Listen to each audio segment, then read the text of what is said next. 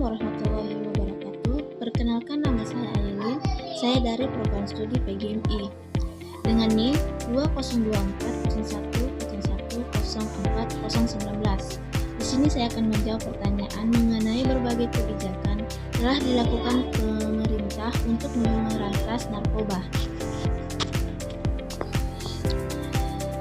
Adapun itu, evaluasi terhadap aktivitas pemberantasan narkoba di Indonesia menunjukkan bahwa meskipun sudah banyak kebijakan dan tindakan yang dilakukan, hasilnya masih juga dari optimal. Berikut adalah analisis terhadap kondisi saat ini dan saran perbaikannya. Yang pertama, evaluasi efektivitas pemberantasan narkoba. Penegakan hukum reaktif dan kuratif. Pemindahan hukum selama ini cenderung fokus pada penangkapan dan pemindahan pengguna dan pendengar, tetapi belum menyentuh pada akarnya. Permasalahan secara efektif, sistematik, tingkat peredahan narkoba tetap tinggi, bahkan di dalam lembaga pemasyarakatan atau lapas, yang seharusnya menjadi tempat rehabilitasi sosial, bukan tempat cukup pelajaran. Selanjutnya, permasalahan korupsi dan lemahnya pengawasan di lapas. Fakta bahwa narkoba beredar di dalam lapas menunjukkan lemahnya sistem pengawasan dan adanya indikasi keterlibatan oknum, aparat, atau petugas. Ini membuat pemberantasan narkoba kehilangan kredibilitas dan menjadi kontraproduktif. Dan selanjutnya, minimnya pencegahan dan edukasi. Pemerintah masih kurang dalam memberikan pendekatan preventif melalui pendidikan, sosialisasi, sekolah, keluarga, dan masyarakat.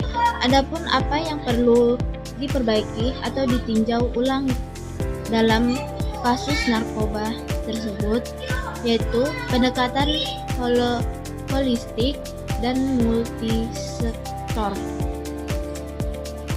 Salah satunya itu harus ada integrasi antara pendekatan hukum, kesehatan, pendidikan, dan sosial dan ekonomi.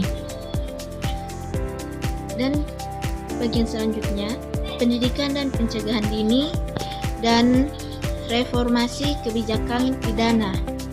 Adapun kesimpulannya, efektivitas pemberantasan narkoba di Indonesia masih lemah karena pendekatannya terlalu represif dan belum menyentuh akar masalah secara menyeluruh.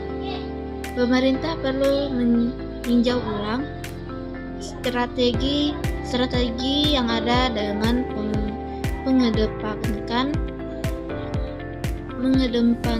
pendekatan preventif,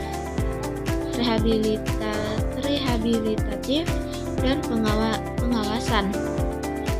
Adapun cuplikan mengenai pemberantasan narkoba sebagai berikut.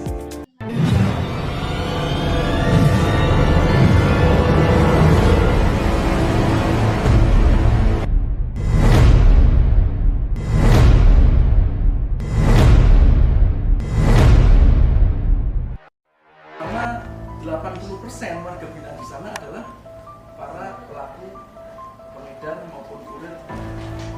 Itu sangat penting. Yang tadi saya sampaikan gitu, ada pelaku kriminal yang lain yang kemudian menjadi kurir karena mereka mengira bahwa usaha ini, profesi ini itu sangat mudah dilakukan dan tanpa risiko.